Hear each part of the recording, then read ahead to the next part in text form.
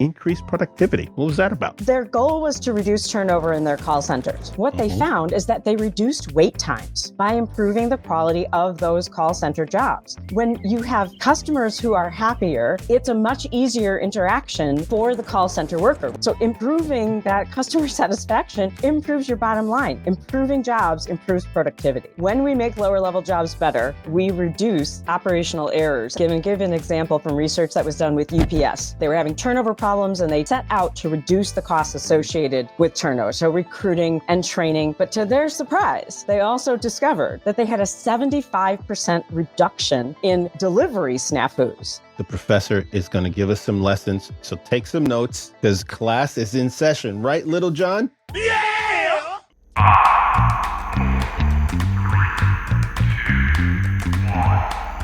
You're listening to... Welcome to What the Tech, your gateway to business strategies and tech secrets shaping today's workplace.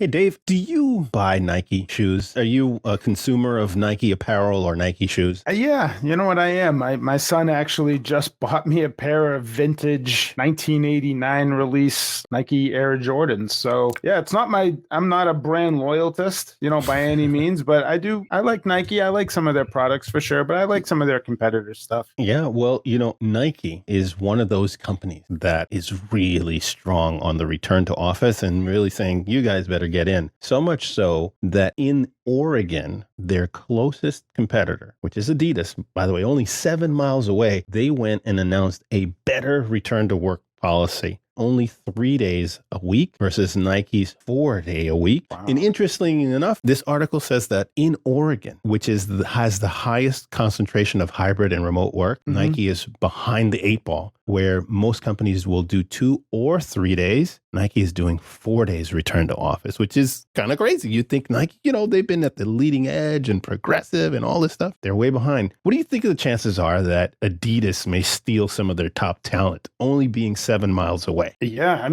7 miles away, whether you're, I look at it from the employee's perspective. If you work for Nike and you're at number 1, hey, if you can work for number 2, now you have a goal, right? You're going after number 1. If you're already at number 1, then you're working hard to stay there. So it's not about, jumping into a business that isn't as successful. Adidas certainly has an opportunity to gain market share over Nike. And I would say with the people that I speak to, Rolando, if they're not offered a competitive hybrid or work from home option, then they're just not interested. They want to find organizations that are adopting the technology and adopting this future of work. So I would say it's very likely that Adidas will have an opportunity to score some top talent, especially their proximity from each other. Yeah, there's a little bit of research, and I love it that today we have Dr. Alan Frank Miller, a real researcher. We play one. What's that commercial? Like what was it? You slept at a Holiday Inn, and so I'm I'm not one, but I'm one on TV or something like that. I thought it was a doctor. I'm not a doctor, but I play one on TV. I'm not a certified researcher with a PhD at the end of my name or at the front. I'm somewhere in my name, but we have one in real life with us today that can nerd in and dive into some of the research that's out there on some of these topics. But there was something that came out of this article, which was fascinating, that employers that grew their headcount, that ones that had a 3-day return to office policy versus a 4-day, those grew more than the 4-day. So it was a 4.4 headcount versus 3.8. So it seems like on the surface, based on this one bit of research, that employers with a more flexible work policy benefited by growing their headcount more. And I'll defer to the real true life researcher who can give us some more color around that. So growing your headcount's only one part of the game for sure. Absolutely.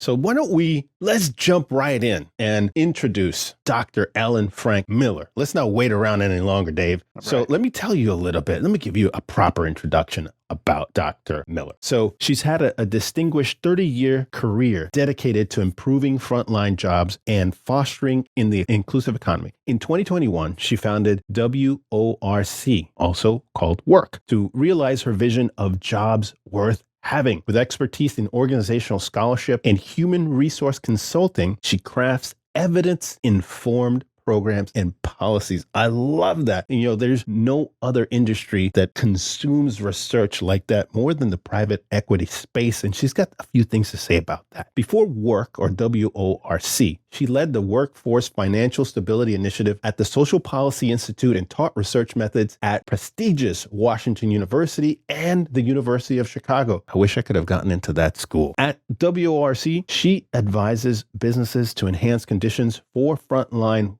workers and advocates for the pivotal link between better jobs and better business outcomes. Her knack for forging collaborative partnerships is instrumental in advancing the job quality movement. Without further ado, let's bring on Dr. Ellen Frank Miller. Welcome to the show. Wow. Thank you for that amazing introduction. No, my pleasure. Like I said, I play a researcher on a podcast and what is it, the observational methods, but you're a real life researcher. And I love that you're here today because so many employees as well as employers are seeking information that will help them make a decision on how they approach their work policies. Should they be more flexible? Should they be more strict if that's the case, or somewhere in the middle? And I'm glad that you're here to shed a lot of light on this topic. Well, I appreciate being here. And I will tell you, one of the things about having a University of Chicago PhD is that you get very used to being the stupidest person in the room, because there are so many brilliant minds. There's upsides and downsides, but I'm very excited to have a chance to talk with you on the topic. Awesome. And we're glad you're here today. I wanted to ask you something about this. Dave and I were just talking about Nike and Adidas. What are your thoughts on that when, you have two really big companies? Adidas's North American headquarters is in Portland and Nike's in Beaverton, just 7 miles away. What do you think happens at organizations like Nike that are basically saying, you got to come in because only 2 years ago, we opened up a big building in dedication of Serena Williams there. They don't have the numbers, but I would imagine hundreds of millions of dollars invested in these commercial office spaces like what Nike has just recently done. And they want to bring people and put bodies in the seats. What do you think about that? I think it's an incredibly complex business decision when, as you said, you've made a huge investment, right, in this real estate. You believed when you built the building that it was going to improve how your folks work together. You also are probably pretty committed to the community in which you made that huge investment, right? And you don't want to empty out the business district by having everyone be at home full time, right? And at the same time, we do know from research and from lots of stuff we hear in the press that people really like being able to work remotely. And for the most part, it seems that the most popular arrangements are hybrid arrangements, although I will qualify that and say they're hybrid arrangements when employees have input into the hybrid structure. So, when you look at it and say, well, okay, 4 days a week, 3 days a week, how is that designed? And how did they come up with that structure? So in other words, did they get input from their workforce? Did they just at the top say, I really don't like being lonely in the office and I want to have people around me? Did they say, I really don't want to work from home. I'd rather have my, lovely lunches at a restaurant in downtown. So, if I'm going to be here, I want everyone else to be here. I'm sure they'll enjoy it. So that question of how do you balance competing interests, but in particular, how do you take into account how people prefer to work? Because when people appreciate how jobs are structured and how employers are listening to their interests and their needs, they do better work. And that means better business outcomes. Did you say to me, I think you said to me, because we had an opportunity to talk before this. I think you said to me something about that there's a stat on the percentage of employers that make decisions without any input at all from the employees. Didn't you say something like 60%? Or, I don't know if you floated that by or you had mentioned that in passing regarding that. And I thought you were going to touch on that a little bit more. So I truly cannot remember that particular statistic, but I will tell you that it is much more common for employers to make decisions in a top-down kind of a way. And that has, a legacy in how, the Industrial Revolution created, job structures and, a little bit of the stuck in the past, right? So when companies leverage the voice of their workers, when they use that as, an intelligence seeking operation, when they get that input, when they're in the process of designing things and making decisions, they make much better decisions. There is actually Patreon, which is an online platform for content creators. They had a business problem regarding how they were handling fees, and they made a decision and they rolled it out, and it was anarchy from the content creators who are generating all their revenue, from the customers or the folks who supported these creators. It was a disaster. And to their credit, they recognized the problem, they corrected it, they stopped the change, they apologized for what they were doing, and they took one more step, which is that they said, we still need to solve this business problem, but the way we're going to do it is we're going to collaborate with you. And you're going to help us figure out how to solve the problem in a way that you think is effective, not just that someone at the top thought was a good way to do it. And I think the higher you get into a hierarchy, the more you think, well, I rose here because I'm smart and I know how to do a great job, so I can make good decisions. And people forget that at the front line of whatever your business is, that's where the money happens. It's that person on the floor who actually sells your product. So that's the place where you can make the best decisions, is when you get input from workers. I remember what you mentioned. You and I were talking about the decision at Grindr and the return to office, and how they just made a decision without the employees, and they decided, well, if you're not going to come back to the office, then we don't want you. And basically half of the staff left, and they ended up giving severance packages anyways, so that if they were looking at it as a tool to reduce the workforce and downsize, it really wasn't a great tool. It wasn't the best way to do it, given that they said, come back to the office or else. And then they still ended up having to pay out to those employees. Because and Elon used this tactic months ago, where he announced, we're going to bring everybody back, and if you don't come back, and people left. And so when people leave and quit, as you know, there's no severance packages given out if they voluntarily quit. And come back to the office or else is a great way to make the remaining employees feel really good about your leadership, right? Right.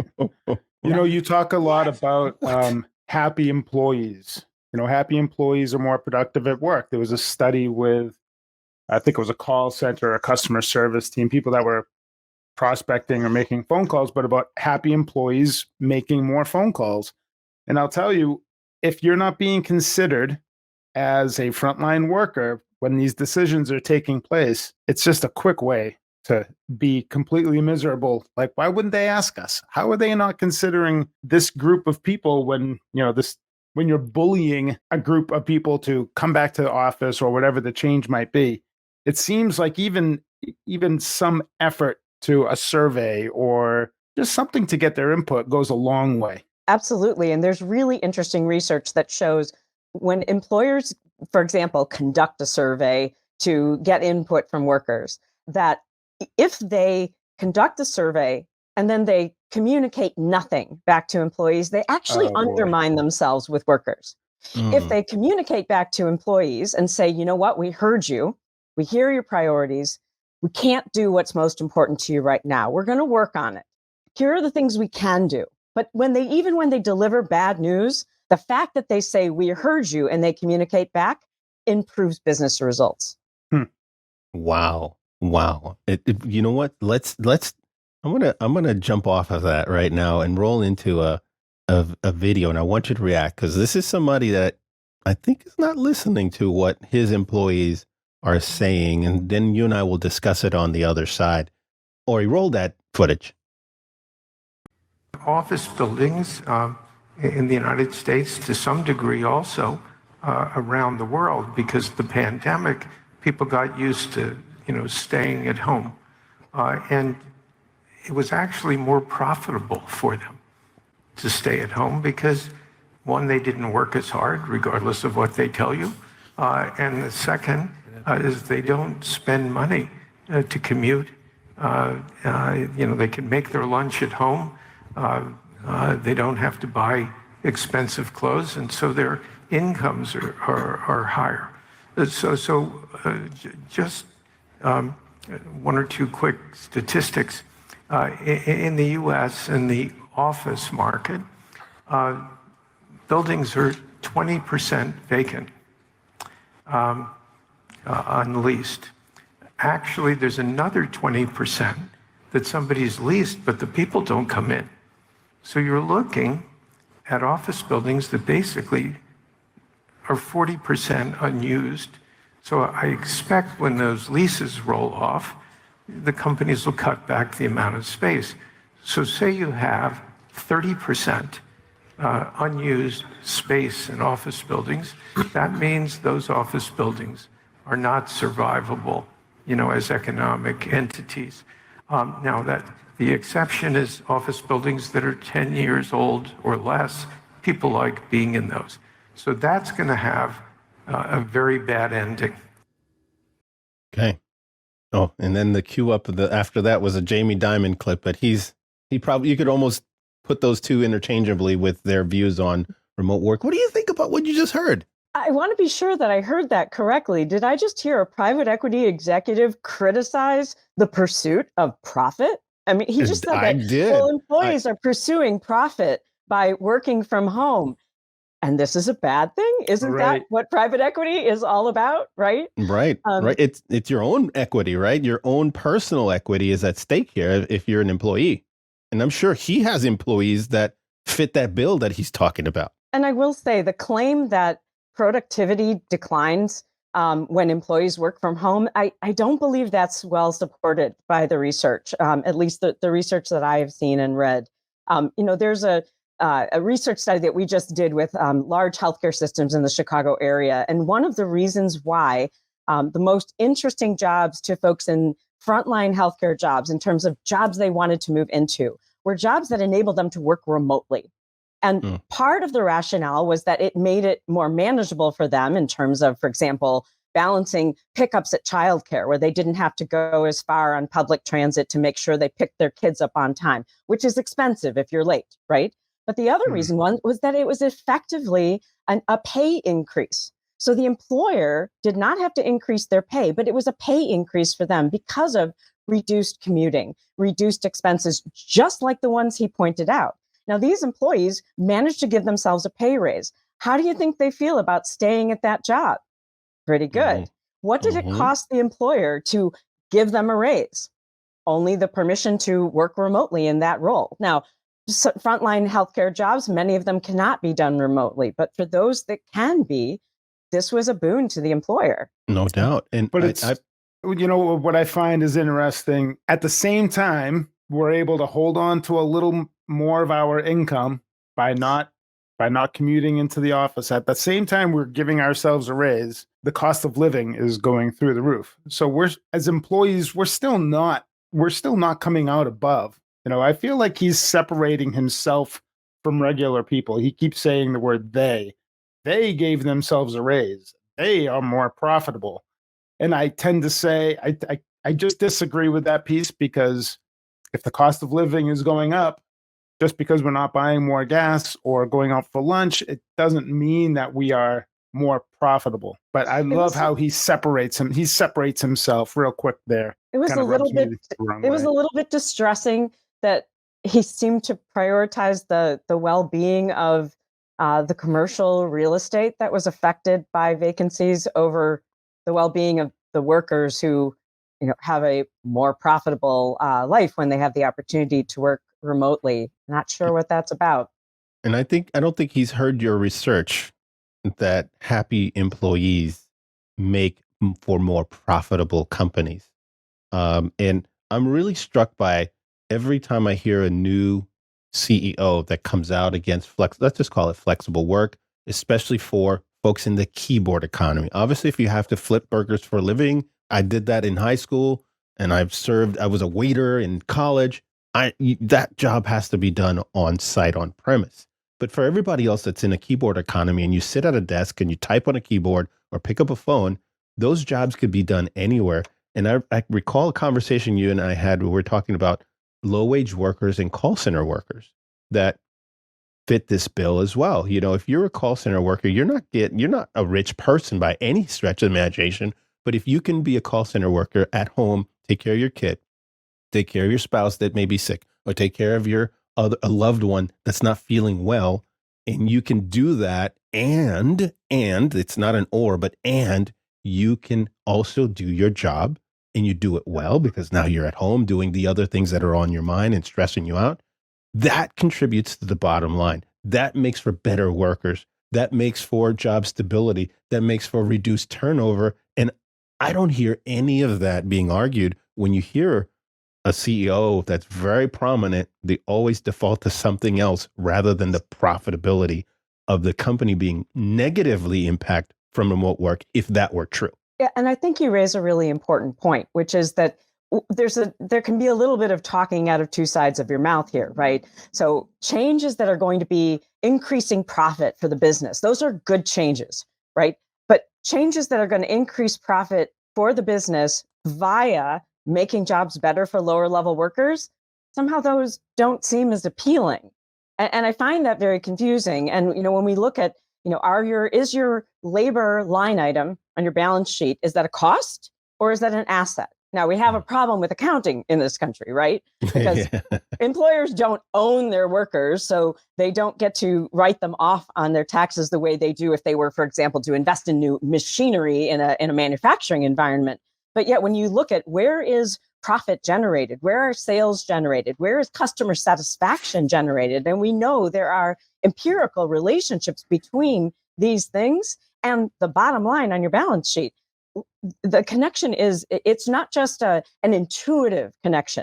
There's really good science behind this. So it is sometimes a little bit baffling. And I do wonder if part of it is, that we do live in a country where we have a lot of segregation based on things like income, where we don't necessarily interact with folks who are different from us. And so, if you're, at the top of the heap at a large private equity firm, you might not see on a day-to-day basis why the importance. For example, you go to the grocery store, and if you have a surly checkout person, you probably aren't enjoying shopping there. You might go to a different grocery store, right? But do these guys go to the grocery store? I don't know. Probably not. Maybe they don't. If they Chances did, they'd are be they like, don't. wow, good customer service. That affects my bottom line.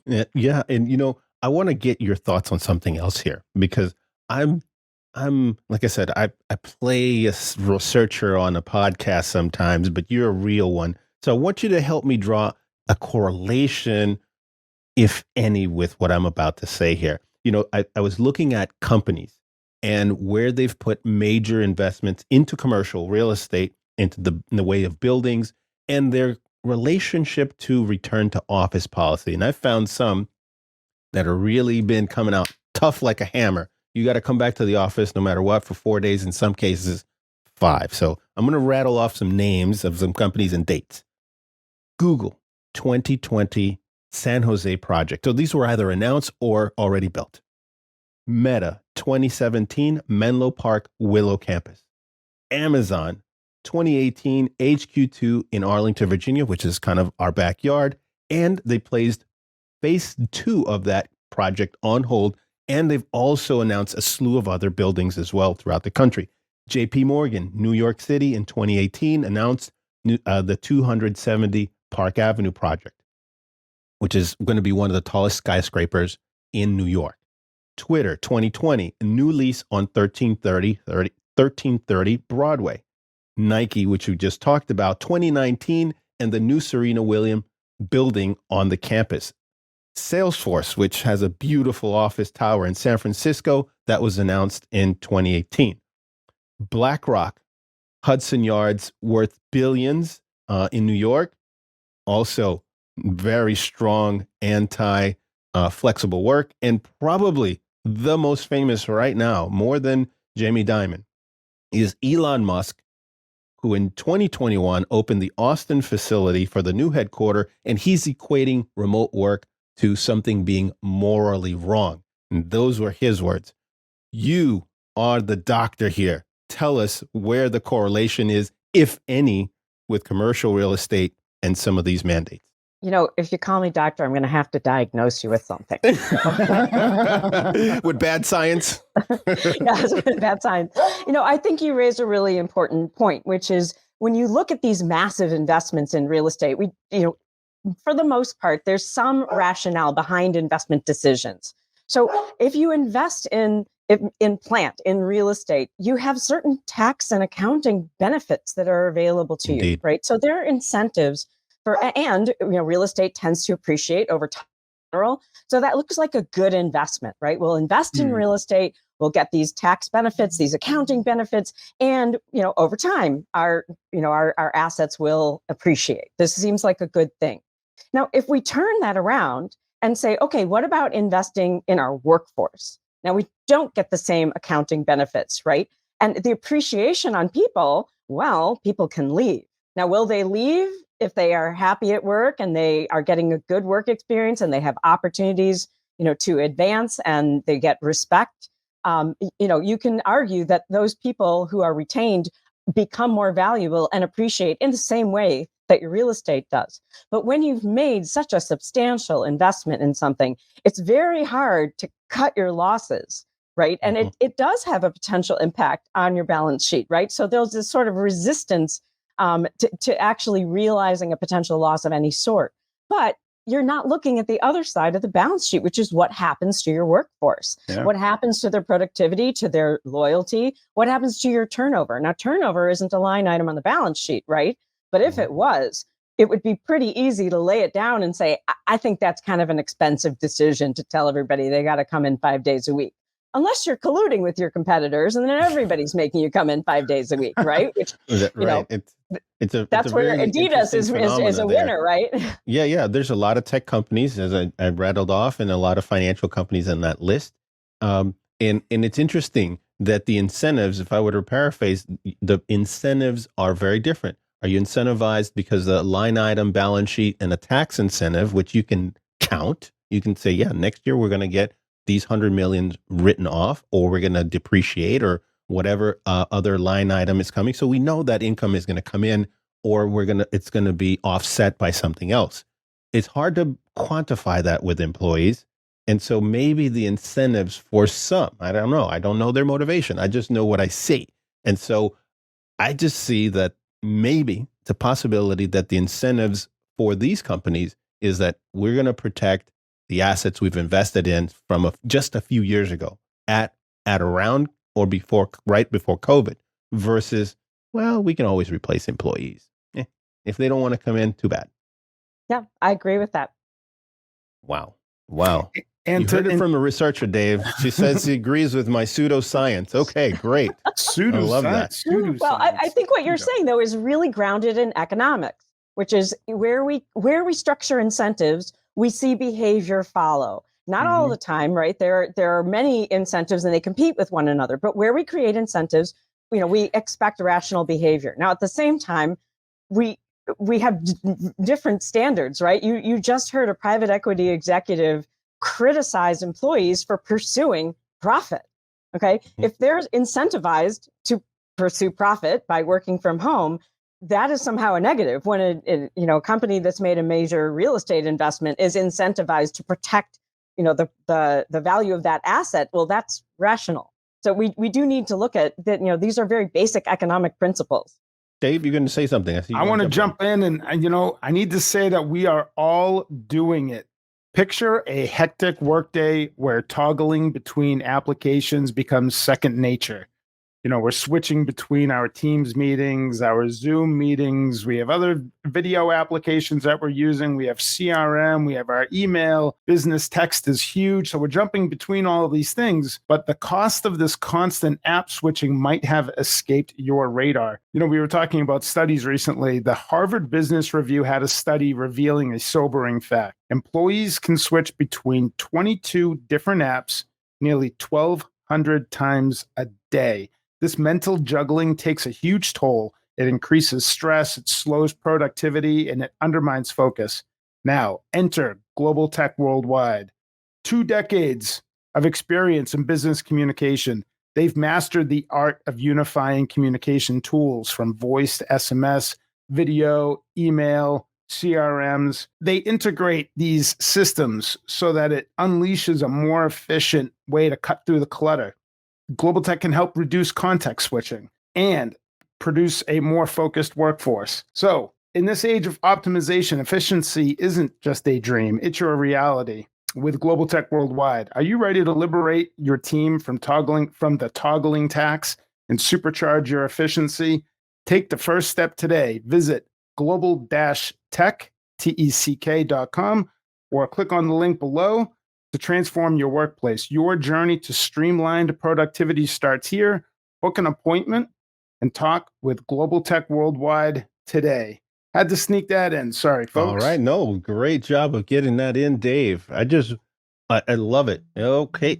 So thank you, Dave, for those words.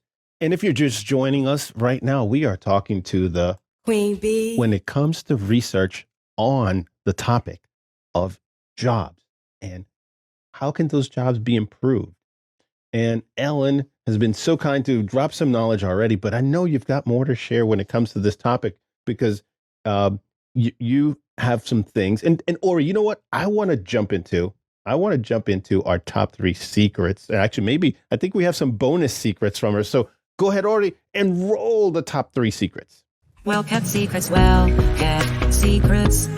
gotta keep them safe and sound well. But secrets are just like diamond. Right. If you don't know, the professor is going to give us some lessons. So take some notes because class is in session. Right, Little John? Yeah! I've got my pen ready and my notepad. Right, because that's the old school way. I got my laptop and I'm ready to take some notes. So, Ori, go ahead and put up the graphics on where we want to start on top secret number 1 when it comes to improving lower level job quality and getting better business outcomes. Ellen, reducing operational errors. You were saying something that helps every company. Everybody wants to reduce those types of errors. That's right. When we make lower level jobs better, the science demonstrates that we reduce operational errors. And I'm going to give an example from research that was done with UPS, with their part-time drivers. They were having turnover problems, and they set out to reduce the costs associated with turnover. So recruiting and training, that was their goal. But to their surprise, they also discovered that they had a 75% reduction in delivery snafus as a result of improving the quality of their jobs. Really? What? Oh my goodness. I love that. That's a big nugget. That's a big number, 75%. And that was not what they set out to do. They said, we have expenses associated with turnover. We're going to reduce those turnover costs by making these better jobs. And lo and behold, because companies are so good at tracking certain kinds of production and business outcomes, they were able to detect it and said, wait a second, 75% reduction in errors by these part-time drivers. That's a big deal. That's a big deal for our bottom line. And not only that, but think about this, Ellen. I know if you order from anywhere, any.com, let's call it any.com, you know you've probably gotten a package delivered that wasn't for you. And that costs UPS and every courier that delivers money, right? Either returning the package, picking it up, all of the rest, frustration, angry customers calling into the call center. So reducing those kind of errors are huge. Mm-hmm. And we actually saw a great case study that was done on a cell phone manufacturer where, again, significant turnover problems. This is cell phones that were failing in the field. So this is not you come off the line and you don't pass quality assurance. This is a customer bought your phone, has been using your phone, and it dies. This is so bad, right? There's expense associated with shipping it back, expense associated with either repairing it or replacing it, expense associated with shipping it back to the user, not to mention what can happen when someone decides to post online about their displeasure with your phone, right? I know, you reduce that turnover by making jobs better, huge impact, right? On the business, on the bottom line. Absolutely. That's look, we have to deal as part of our business, we deal with all of those shippers. And when you make those errors, because they're kind of unforced errors. If I were to use a sports analogy, they're unforced errors. They're preventable. If you have a preventable error, those are unforced errors. And in business, instead of getting the yellow flag like in football, you lose money. And losing profitability is not what businesses are about. So let's roll into number two. What what was it about number two? I believe you had mentioned something about increase in sales. Got it. So best kept secret about making jobs better, and this is specifically in retail. There was Okay. excellent research with the Gap retail stores where they looked at the scheduling practices of their workers. So if you've ever worked a retail job, you may know that it's not at all uncommon to find out your work schedule for the week starting Sunday on a Thursday, right? So lots of Hmm. instability. How do you plan your life, and especially if you have a part-time job, right? So turnover causes all kinds of problems in the operation. So they said, we're going to look at how we schedule our workers. And they worked with researchers from the University of Chicago, including my dissertation chair, Susan Lambert. And what they did was they did a really rigorous experiment. They took a group of stores and kept their scheduling practices the same. And in the other stores, they changed the way they did work schedules and gave employees more input into when they Wow. worked and what their schedules were like. And they found that they had a 7% increase in same store sales, an increase of $6.20 per labor hour of productivity. Right. So this is if you know anything about the retail industry, a 7% increase in sales is almost unattainable. And they Massive. did it by an operational change that made jobs better for frontline workers. I can't see why, if you're not in the retail sector, like I said earlier, I flipped burgers at Wendy's, and I also worked as a waiter in college. And I completely, like, I am having a little PTSD when you mentioned about the schedules coming out only days before, for the week. And that little small shift, if it's going to improve the bottom line, but because that's why you have these almost hourly. I remember, working in retail, and by the hour they're tracking sales. Okay, who wants to go home first? And that's because, the sales have dropped, and whoever wants to go home first gets to go home first. Or whoever is less senior, they're the ones sent home first. All right. And so having more stability in something and then saying, oh, yeah, by the way, we can make more money by doing it this way, is amazing. And you just hit on it, which is when we look at workers as a cost to be minimized, right? Oh, sales are down. We don't need as many folks on the floor. Let's send them home. When you look at workers as a cost to be minimized, instead of an asset that can improve the business results, you get very short-sighted, behavior. You say to yourself, well, turnover is high in retail. It's just the way it is. We can't do anything about it. Let's build it into our business model, and we'll work all of our financials around that. But when you say, you know what, Mm. maybe we'll make managers work a little bit harder in taking their workers' preferences into account in how they build those work schedules for the week in their stores. We'll ask managers to step up and do a better job of managing, and we'll see what happens. And look what happens. You leverage that frontline workforce and you sell more clothing.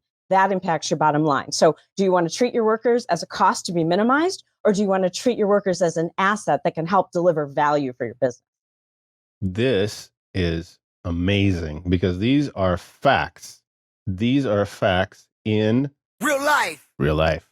Absolutely. That any retailer can take as a template, probably even dive into the study a little bit more, see how it was done, and see if they could put it into practice. So I love that. That it helps businesses. But, in helping businesses, investors want to help themselves. And they're probably saying, Alan, but how do I take that to the bank? How do I take that? How do I see my portfolio, my stock? Is there any relationship there? And I think that's where your secret number three, where you're going to talk about stock returns and how that relates to what you're just talking about. Yes. Yes. Top secret number three, improving job quality in a way that makes employees more satisfied with their jobs improves long run stock returns. There's a terrific study. It came out in 2022, and it looked at stock returns from 1984 to 2020. So this is really long run. And they looked at companies where employee satisfaction was high and companies where employee satisfaction was average. And they found that those publicly held companies had better returns on their stock. And other research has demonstrated things like reduced credit risk. increased return on equity. These are real numbers that are tracked in financial circles very closely, and it was strongly tied to human capital management and employee satisfaction. I love that. That's just awesome because people are, I know there are other owners, that's just fluff. Yeah. That's just like a ribbon, giving a ribbon award out in a competition where you got to be, um, dog eat dog, the law of the jungle, the shark eats the little fish, with employee relations. But there are some real benefits, as we'll call it, some tangible benefits that you can literally bank on. So I love that. The other thing I think you wanted to bring up was the next one was about increased productivity as well. What was that about? hmm We were talking about call centers earlier, right? And call centers are, there's so much data that can be tracked about outcomes in call centers. And there was a great research study done by the Good Jobs Institute with Quest Diagnostic. And they They're big. looked at, yeah, they are very big. And those call centers are serious, right? Quest Oh, yeah. Diagnostics is talking about, medical test results. This is serious stuff. What they found, and if you imagine, like you are calling in, right? You're a patient, you're anxious about something. Their goal was to reduce turnover in their call centers because that's expensive, right? As we've been talking about. What they found is that they reduced wait times for their customers. They increased customer satisfaction by improving the quality of those call center jobs. So when you have customers who are happier, it's a much easier interaction for the call center worker, right? If I get on the phone with you and you ask me a question and I give you an answer and I make sure your needs are met, I am on to the next call right away. But if I answer the phone and you've been waiting for 20 minutes, the first thing you're going to do is go off at me. And now I have to spend time bringing you down so that you can tell me what you need so that I can meet your need. And the time spent on that call has doubled, right? So improving that customer satisfaction improves your bottom line. Improving jobs improves productivity. In call centers, because this is kind of where we spend a lot of time as a company selling solutions. We know from talking to the Quests of the world and other large call centers, they measure things by the second. They know down to the second how much things cost them in terms of time. And if you're reducing even a call by 10 to 30 seconds, multiplied over all the entire call centers that they have and their footprint throughout the country, in some cases throughout the world, you've just saved the organization millions of dollars per hour. So if you can take a call and reduce it by half, because the moment your patient or customer comes in and they're not having to wait nearly as long, because I got to tell you, I don't know about you, but I call stuff and, hey, what happened? And you keep hearing the same song and the same message. Our call is important to us. Your call is important to us. Please hold. Do, do, do, do, do, do, do, do, do, do. And just like, hold on. It's just ticking time. You're just like, I could be doing something better than waiting 20 minutes on a call, but that's impressive. So productivity gains when you implement some of these things and you have happier, better employees. And then there was something last that you wanted to leave us off. And I love the fact that you gave us 5 tips, and it has to do with corporate citizenship. What was that about? So when we think about what is citizenship behavior, right? In our public lives, that's, do we vote?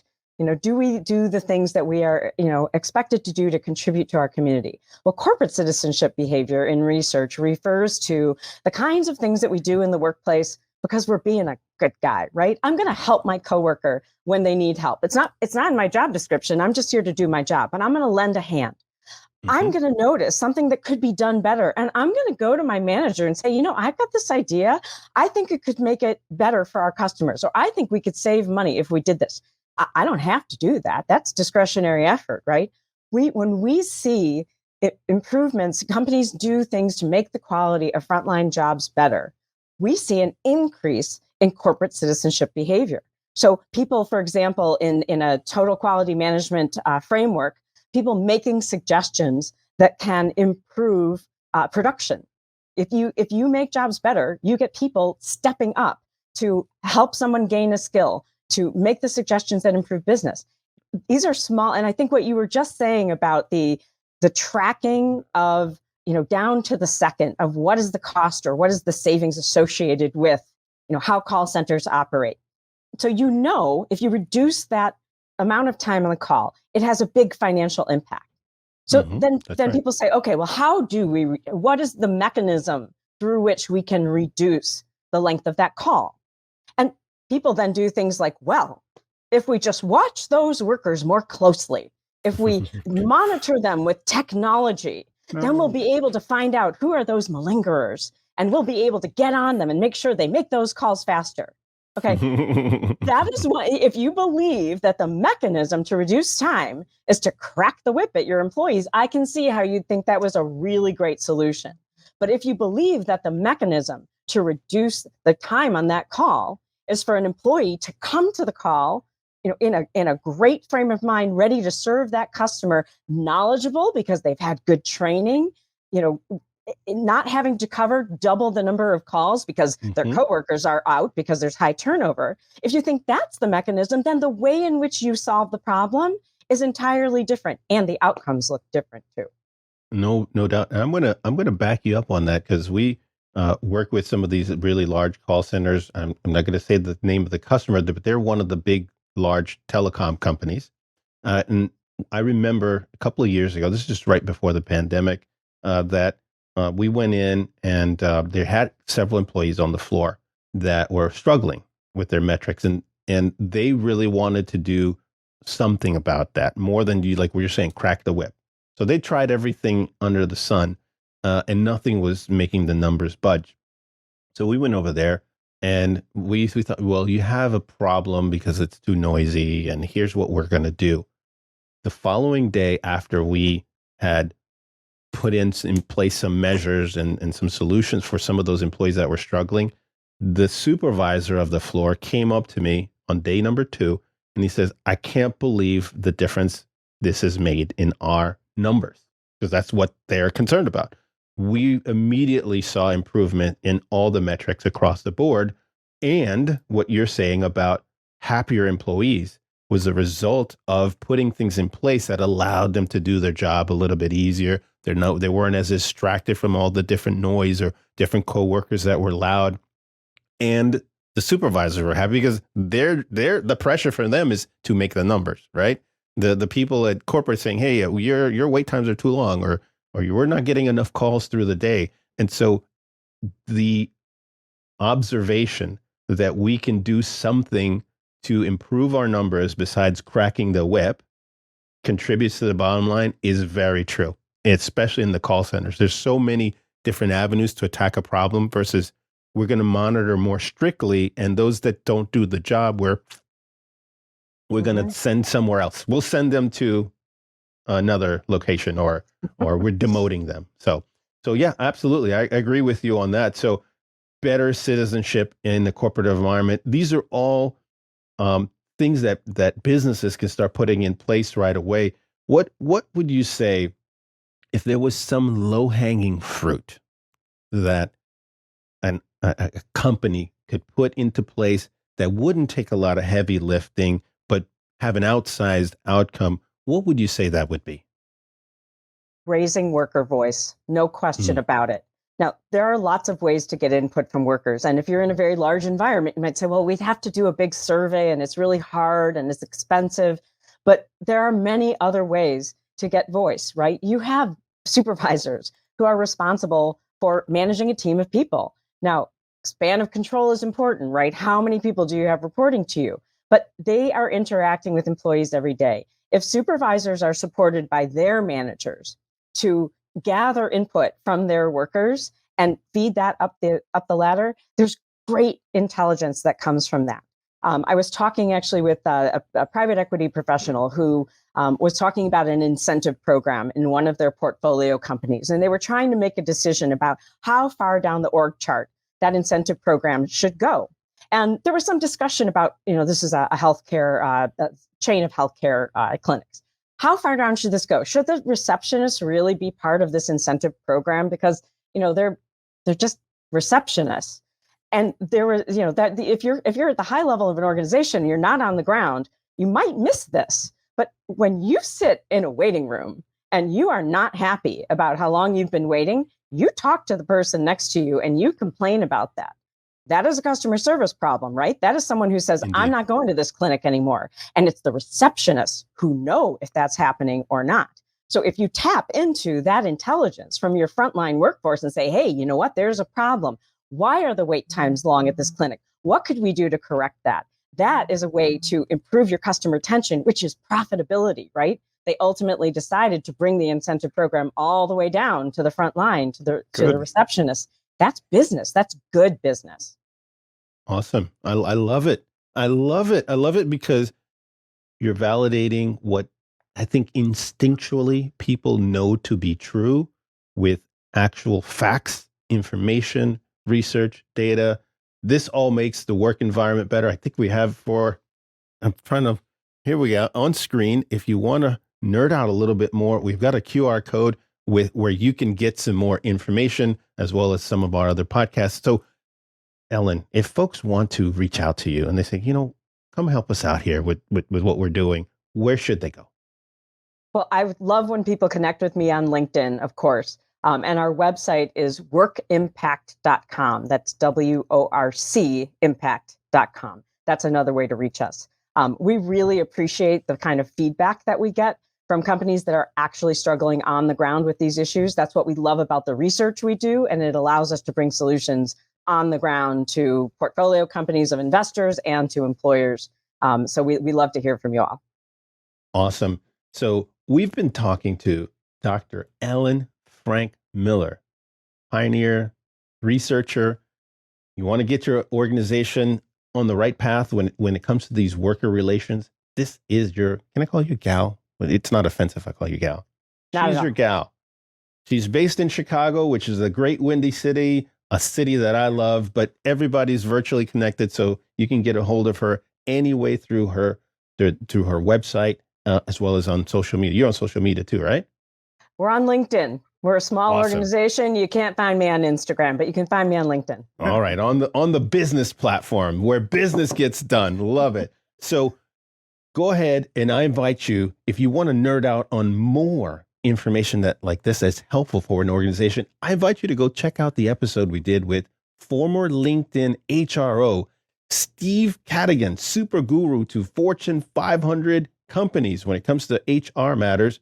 And we've also got an episode on the state of remote work. You'll find that wherever you consume your podcasts, like Apple or Spotify. And I want to thank you for tuning in today, and we'll see you in those episodes. Now, for all of those that are on YouTube, I've got a couple episodes right up here on the screen where Dave and I will be meeting you, where we're going to be talking about how to grow your business faster.